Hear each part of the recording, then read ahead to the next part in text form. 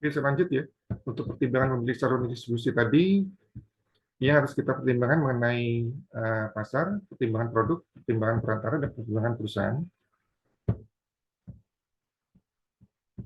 Untuk pertimbangan pasar, sini pertimbangan pasar merupakan pertimbangan yang dilihat dari jumlah pembeli potensial, pasar konsumen, konsentrasi geografis, jumlah pesanan, tingkah laku, dan tingkah laku pembeli, dan sebagainya. Kemudian untuk pertimbangan produk di sini meliputi nilai unit, besar dan berat produk, jenis produk, produk standar dan produk pesanan, serta luas produk lain.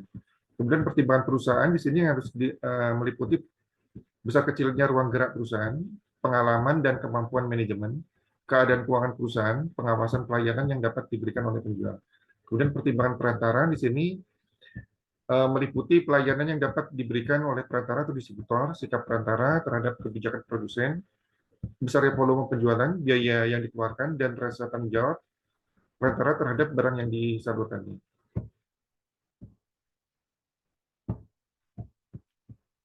Ada istilah untuk panjang dan lebar saluran distribusi.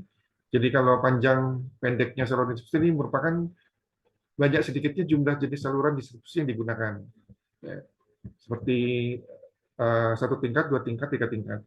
Kemudian lebar kedalaman saluran distribusi ini banyak sedikitnya jumlah perantara untuk setiap jenis saluran distribusi yang digunakan. Misalnya eh, pedagang besarnya ada berapa macam dan sebagainya. Jadi kalau kita lihat seperti ini, satu saluran distribusi di sini ada pedagang besar, ini ada dua menggunakan pedagang besar. Jadi ini lebarnya.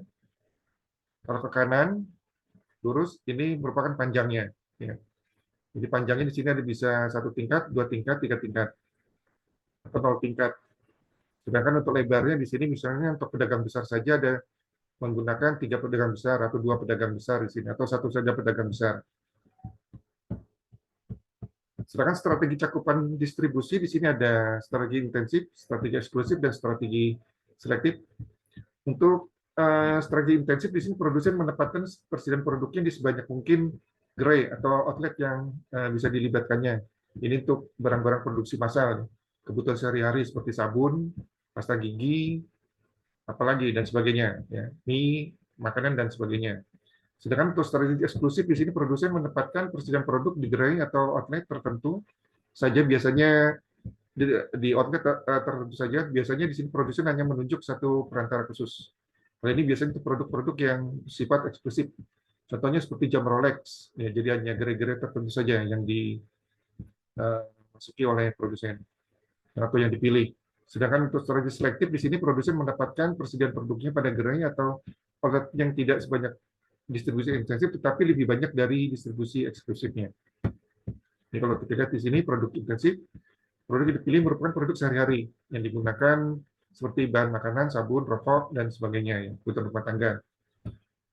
Di sini distribusi intensif adalah strategi yang digunakan perusahaan untuk memastikan kesediaan produk secara luas. Sesuai dengan namanya, strategi ini produsen akan secara intensif mendistribusikan barang sebanyak mungkin pada lokasi penjualan. Misalnya saja ambil minuman ringan, Anda akan dapat menemukan kaleng minuman kemanapun Anda pergi.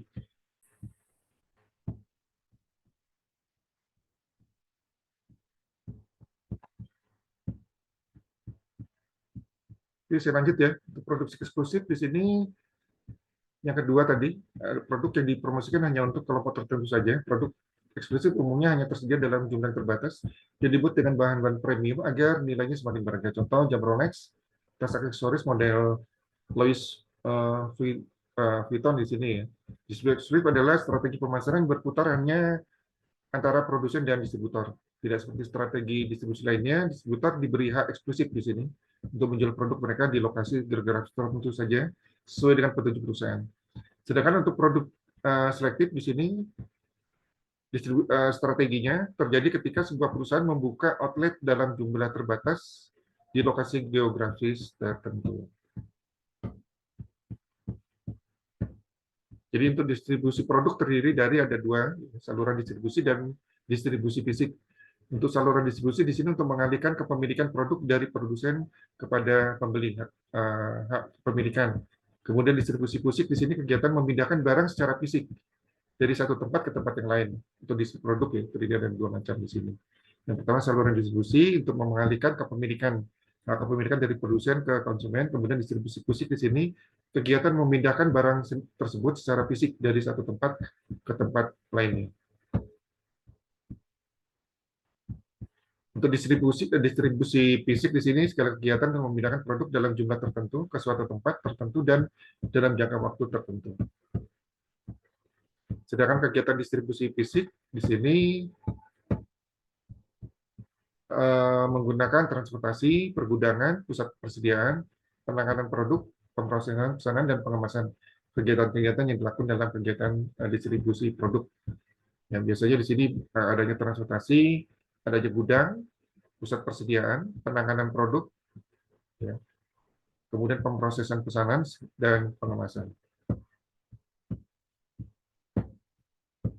Keputusan manajemen saluran distribusi di sini yang pertama harus ditentukan, kita menentukan memilih anggota saluran, melatih anggota saluran, memotivasi anggota saluran, dan mengevaluasi anggota saluran.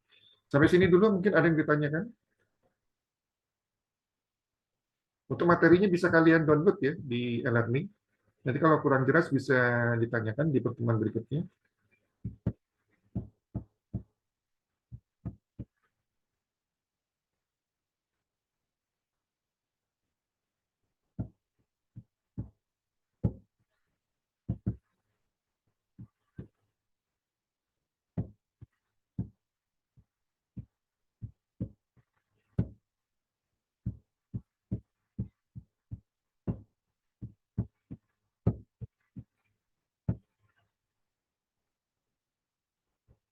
Oke, sampai sini dulu ada yang mau ditanyakan mungkin?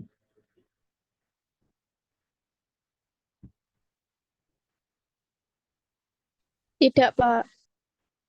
Oke, kalau tidak, saya akhiri dulu ya. Nanti kita lanjutkan di pertemuan berikutnya. Semoga nanti di pertemuan berikutnya eh, kita sudah bisa untuk eh, touring ya. Oke, terima kasih atas waktunya, adik-adik. Assalamualaikum warahmatullahi wabarakatuh. Waalaikumsalam warahmatullahi wabarakatuh.